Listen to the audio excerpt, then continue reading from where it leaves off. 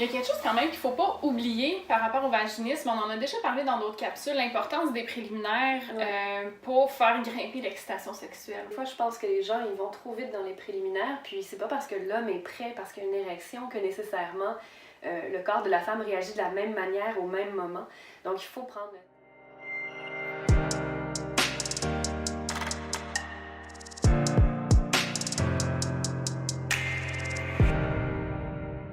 Bonjour, alors on va vous parler de vaginisme. C'est un sujet qui est peu discuté et des fois même peu connu.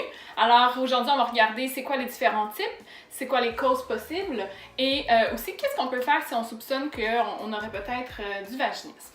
Oui, ben en fait le vaginisme est une condition vécue par quand même quelques femmes. Moi dans mon bureau j'en vois quand même assez régulièrement. Le vaginisme c'est quoi? C'est un réflexe pour se protéger d'un danger perçu ou imaginé.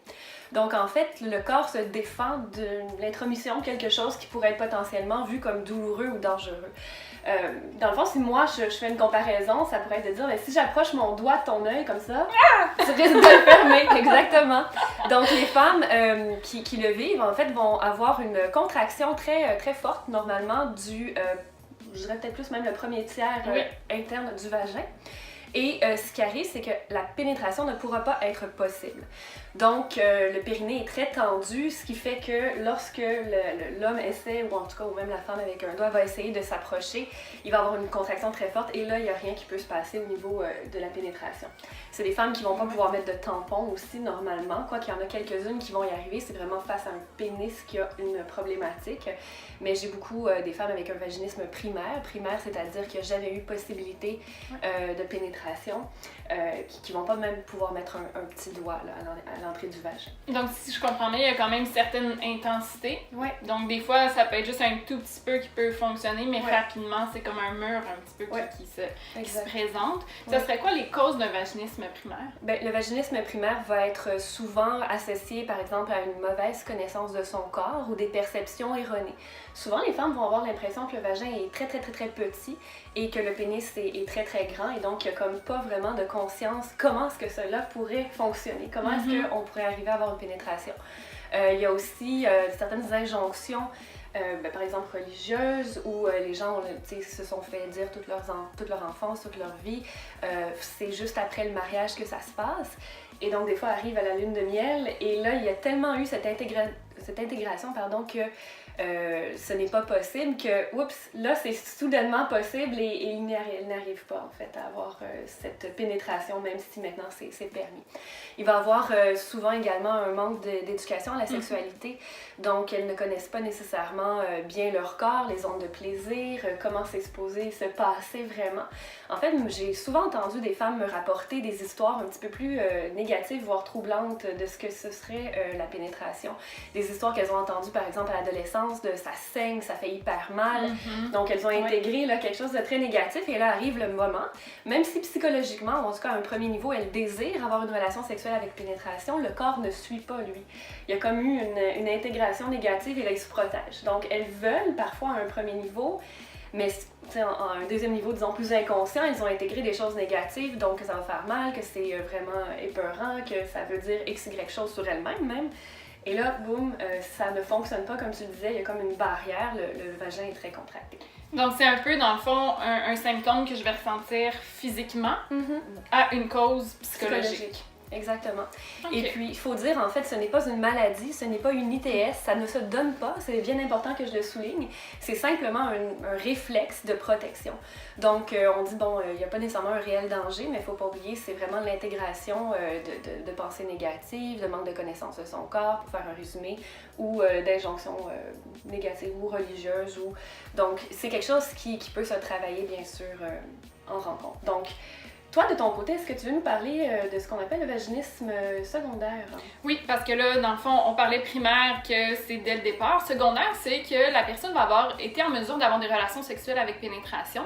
Puis, suite à un événement ou un traumatisme ou une situation particulière, des fois c'est au sein du couple, c'est pas toujours un événement précis, c'est une dynamique dans le couple, ça peut mener à du vaginisme qu'on va dire secondaire puisqu'il arrive par la suite. Ouais. Alors, le vaginisme secondaire, c'est tout à fait la même chose que ce que Valérie a expliqué en termes de contraction au niveau du vagin.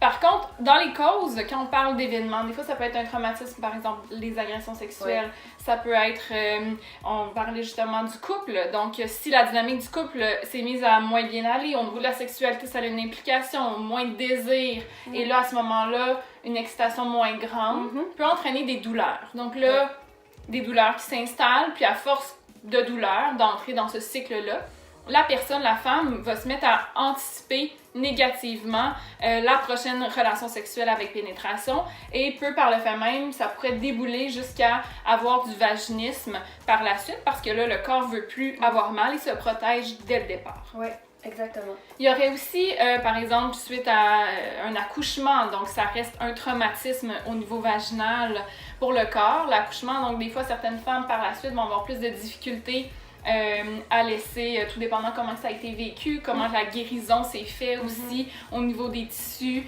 vaginaux, ça pourrait entraîner un certain vaginisme. Ouais. Donc, puis là encore, là, c'est quelques raisons, mais toutes raisons qui pourraient amener par la suite, tu parlais d'injonctions ou de croyances négatives ou de perceptions négatives de la sexualité qui se créent en cours de route parce que j'ai eu des expériences passées difficiles, mais pourraient créer un vaginisme secondaire. Fait que qu'est-ce qu'on fait quand on pense qu'on aurait du vaginisme?